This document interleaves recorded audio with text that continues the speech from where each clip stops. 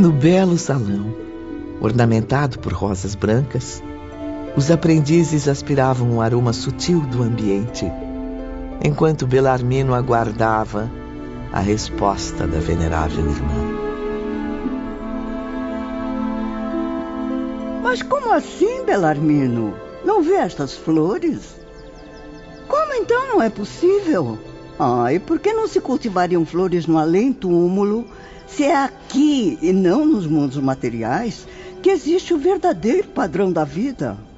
O fluido vital que faz germinar as flores e plantas terrenas, perfumando-as, dotando-lhes de encanto, não é por acaso o mesmo que fecunda a quinta essência da qual nos utilizamos nestas regiões? O artista divino que enfeitou a Terra não é o mesmo que embeleza o universo todo? Muito bem, meus amigos. Vamos acompanhar a Irmã Celestina até a galeria. Momentos depois, todos ingressavam numa espécie de convento. De um lado a outro, alinhavam-se portas esculpidas em motivos hindus.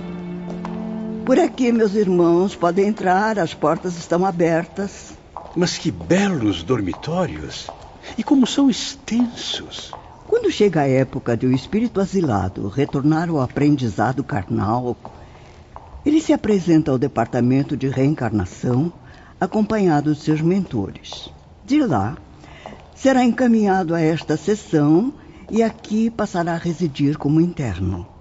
Será hospedado por nós com afeto e muita satisfação, procurando tornar o seu estágio o mais reanimador possível. Belas acomodações. Certamente aliviarão em muito as aflições aqui. Infelizmente, o suicida é um triste a quem coisa alguma alegrará. Um inconsolável que, sabendo que não tardará a voltar às provações terrestres, fica ainda mais angustiado ao passar por estas portas. E aqui permanecerá durante os preparativos para a grande caminhada. Suas apreensões, as meditações sobre o que passará futuramente, vão se ampliando a cada minuto, pois ele não ignora, percebe claramente o que o aguarda. Mas não haverá esperança? Somente a angústia será nossa companheira nesses aposentos? Engana-se, irmão Camilo. Sempre haverá esperança. Mas devem saber que a ansiedade se agravará cada vez mais, provocando lágrimas frequentes, lágrimas de arrependimento, de temor e de saudades. E a palavra dos amigos e dos mestres não será uma forma de confortar nossos espíritos? A partir do momento em que o pretendente à reencarnação, meu caro Mário Sobral, transpõe as portas do recolhimento, despede-se da colônia espiritual, dos orientadores que o instruíram, dos companheiros e amigos que ali conheceu. Meu Deus, quanta amargura! Isso significa que jamais reencontraremos os amigos? Claro que os verá novamente, meu irmão. Porém, só mais tarde, ao término do exílio. Na verdade, ao reencarnar, também não estará separado deles. Continuará recebendo as atenções dos que zelaram por seu espírito durante a internação no Instituto Maria de Nazaré. E mais, poderá mesmo continuar a ser recebido aqui, aconselhado, instruído, confortado por seus antigos mentores. Mas como isso será possível, irmã Celestina? Meu querido João, já esqueceu que o sono do corpo físico possibilita o transporte aos planos espirituais? Além do mais, o suicida reencarnado não se desligou ainda de nossa tutela. Está da mesma forma internado em nossa colônia. Afinal, a reencarnação a que se submete nada mais é que uma parte do tratamento, um dos nossos recursos para a sua recuperação total. Infelizmente, esses espíritos sabem que ao reencarnarem, já não serão tão lúcidos. Esquecerão o convívio fraterno, as bênçãos daqueles que são seus anjos e mentores. E por isso se angustiam e sofrem. Meus auxiliares e eu velaremos por eles aqui no recolhimento, despertando-lhes o gosto pela existência terrestre. E convém não esquecer que o suicida desencantou-se da permanência na sociedade terrena. Ele a detesta e, por isso, preferiu outra que lhe satisfizesse os desejos. Muitos, apavorados com as perspectivas das reparações, arrependem-se e, acovardados, pedem que se adie um pouco mais a época do renascimento. E nós os atendemos. E o que acontece com essas criaturas, irmã Rosália? Todos eles são reconduzidos ao local de onde vieram, geralmente do isolamento ou do manicômio, e entregues a seus tutores locais, lá ficando até que se decidam a reencarnar.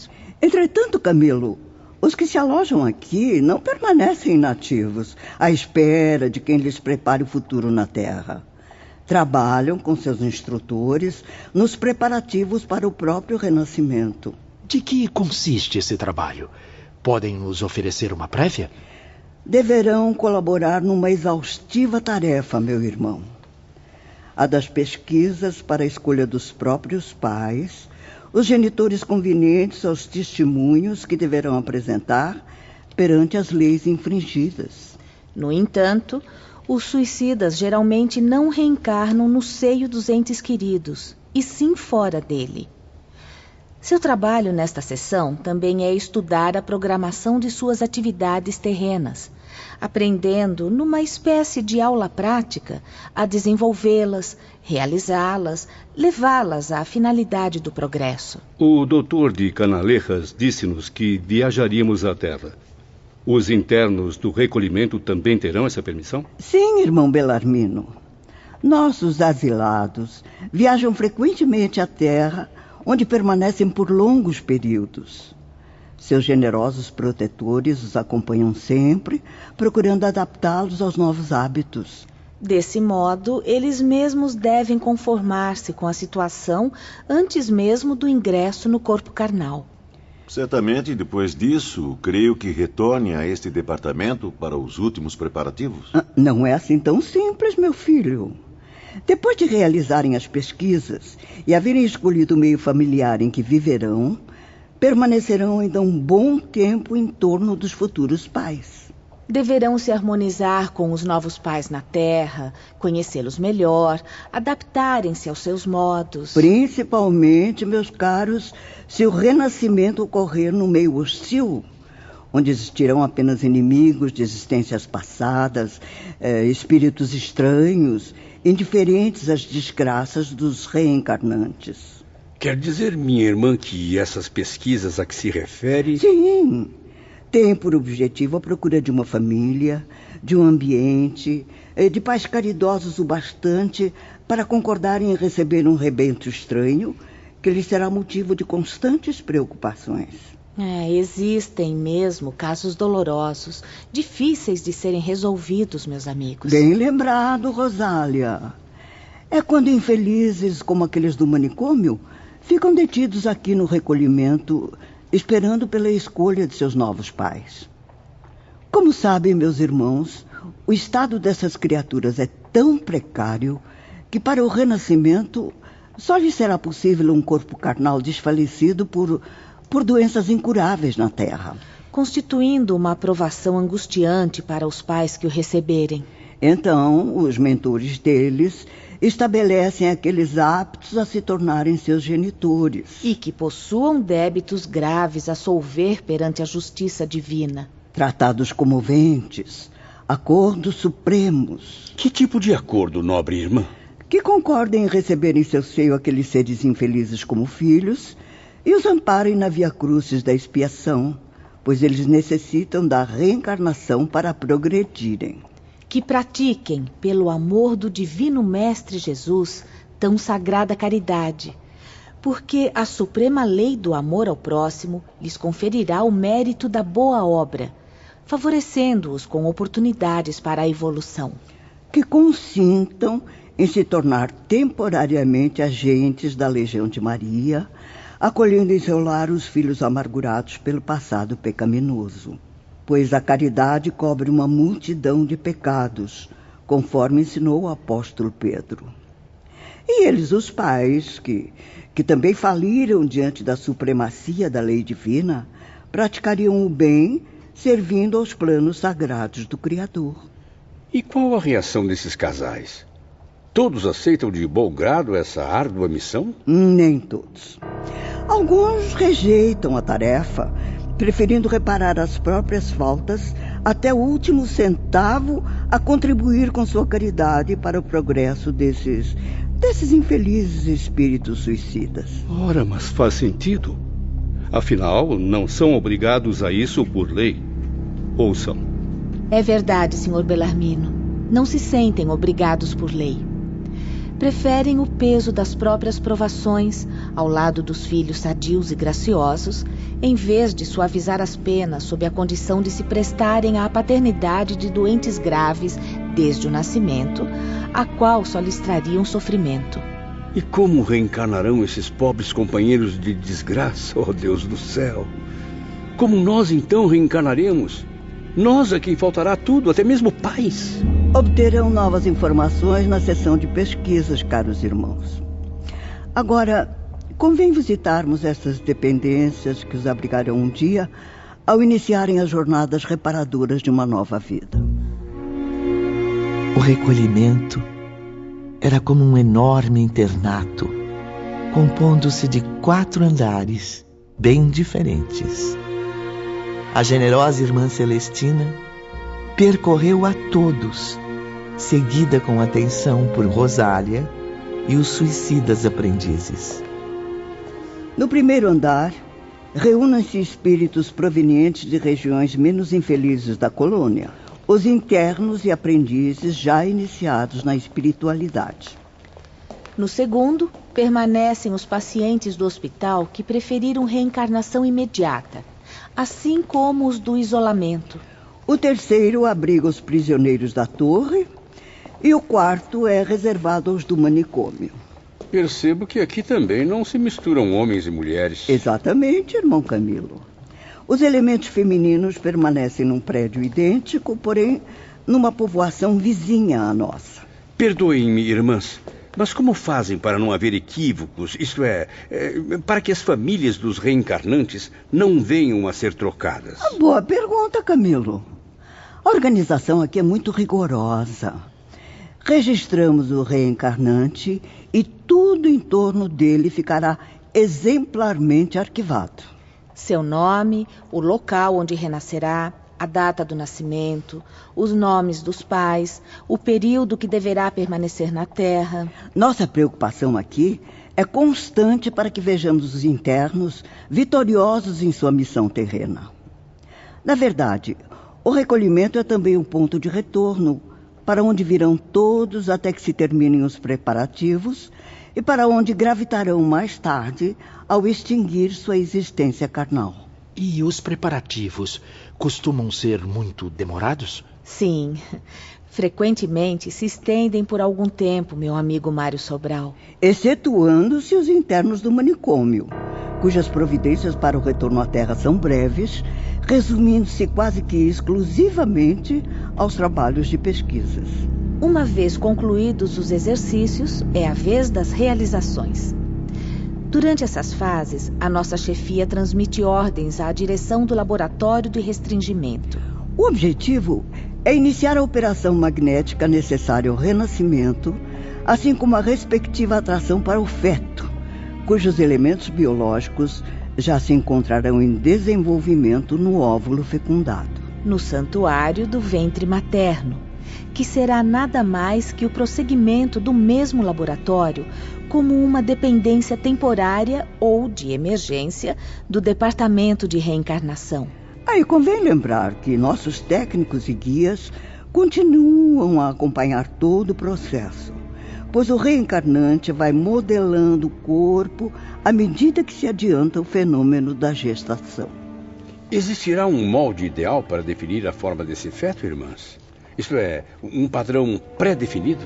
O molde ideal do feto em elaboração será justamente o corpo astral que o reencarnante traz no momento, o perispírito. Naquele momento, esclareci a mim mesmo sobre o que viria a ser o meu futuro corpo. estruturado conforme as vibrações de um grande infeliz.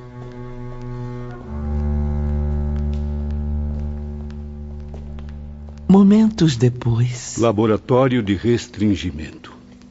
É um dos setores que mais despertam minha curiosidade.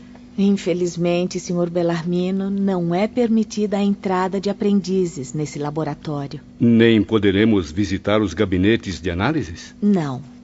Porém, tenho permissão para transmitir aos senhores algumas informações. Não é mesmo, irmã Celestina? Perfeitamente, Rosália. Principalmente informações sobre o que ocorre no laboratório. Ao se internar nesta sessão, o condenado não se prenderá a ela. Ao contrário, meus amigos, correntes magnéticas provindas das forças divinas o induzirão para o corpo que deverá habitar, harmonizando-o com ele. Ao mesmo tempo que seu perispírito se harmonizará ao daquela que consentirá em ser sua mãe. E é durante esta lenta atração, à medida que a gestação progride, que o condenado vai perdendo a capacidade de recordar o próprio passado. Suas vibrações, mais e mais, vão comprimindo as lembranças, as recordações, as impressões vivazes dos dramas dolorosos vividos no passado. Produz-se, então, no espírito, o esquecimento. É misericórdia divina interceder mais uma vez em causa desses espíritos condenados. Afinal, imaginem as desgraças resultantes caso os homens pudessem recordar os verdadeiros motivos por que nascem na Terra em condições lastimosas, muitas vezes lutando e chorando do berço ao túmulo. Ao ingressar no laboratório, o reencarnante passa a viver um estado de pré-agonia, pois sua mente e suas vibrações sofrem um profundo constrangimento. E tal estado, meus amigos, penoso para qualquer espírito, torna-se abominável a um suicida. Meu Deus! Quanto mais aprendemos, mais descobrimos que nosso sofrimento será cada vez maior. Mas não devem jamais perder as esperanças. Embora o organismo espiritual de um suicida encontre-se profundamente abalado. E tamanha angústia só será aliviada muitos anos mais tarde. Mas isso é muito vago. Quanto tempo? Quantos anos viveremos sob o domínio de tamanha amargura?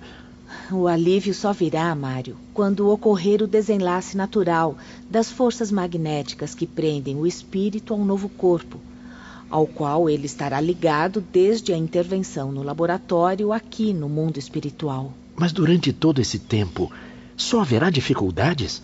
Nada poderemos fazer para tornar nossa luta menos dolorosa? Sim. A missão da nova existência será facilitada em seu cumprimento, suavizada em suas perspectivas, meu filho. Porém, somente quando o paciente demonstrar arrependimento sincero pelo passado vivido, boa vontade e humildade para reparar os erros e progredir sempre no caminho do bem. Assim, ele se tornará flexível sob a ação protetora dos nossos guias, os quais empregarão todos os esforços para levá-lo à vitória.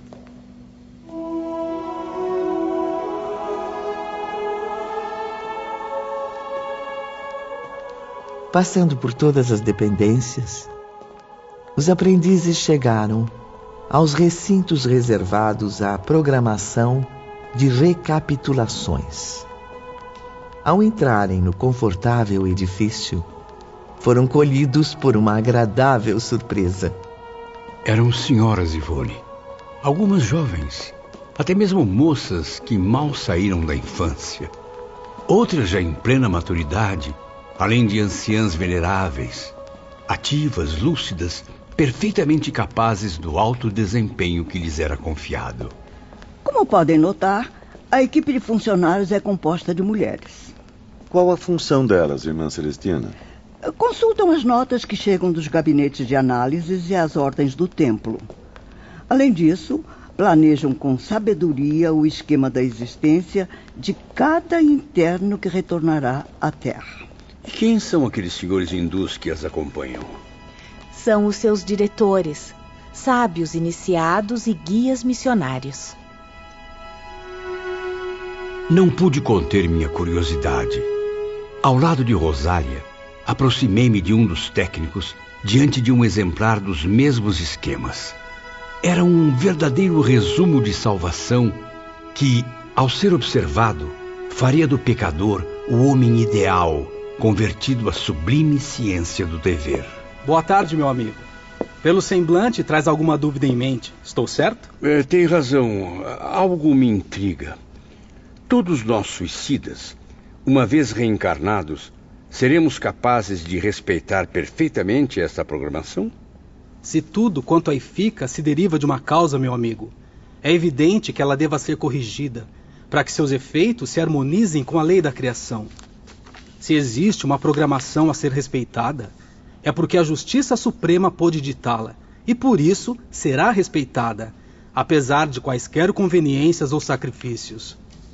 A legislação que fundamenta esta instituição é a mesma que move o universo absoluto. Dessa forma, não será possível ao penitente deixar de cumprir rigorosamente uma programação destas. Afinal, se ela existe, é porque ele próprio a originou. Isso significa que a programação existe com ele. Sim, está nele tomando parte na sua personalidade. E será preciso que a respeite para libertar-se das sombras. Aliás, Camilo, ele pode respeitá-la, pois tem todas as possibilidades para isso. Se nem sempre, porém, o faz, é porque se deixou desviar do bom caminho. E o que poderá acontecer? Simples. Irá adquirir novas responsabilidades e repetirá 2, 3, 4 existências para que possa pagar todos os débitos contraídos.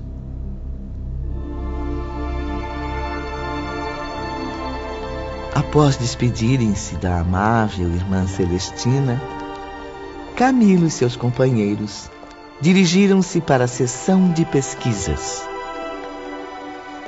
Grande número de funcionários emprestava ali eficiente colaboração. Foi assim que encontramos, prestando valiosos serviços a mais esse departamento, alguns personagens conhecidos, tais como o próprio Teócrito. Como é bom rever a todos, meus irmãos. Fico muito feliz com sua presença iluminada, irmão Teócrito. A que devemos a honra de tão grata surpresa? Dirijo uma pequena caravana de investigação cujas operações se desenvolverão sobre a Terra. Meus assistentes, Romeu e Alceste, me acompanharão novamente. Conde Ramiro de Guzmán, há quanto tempo? Boa tarde, meus amigos. Venho para chefiar outra comissão, da qual fazem parte os doutores Carlos e Roberto de Canalerras. Olivier de Guzmán, Padre Anselmo, Irmão João. Jamais imaginei contemplar espíritos tão elevados numa mesma ocasião. Que reunião milagrosa! Apreciamos seus elogios, meu caro Mário Sobral. Mas a verdade é que estamos aqui, como fazemos frequentemente, reunidos para mais um difícil trabalho. Os serviços serão elaborados por comissões diferentes, compostas de 2 a 4 integrantes e um dirigente. Cada comissão deverá preparar a reencarnação de um determinado grupo de asilados. Há, porém, como sabem, escassez de trabalhadores.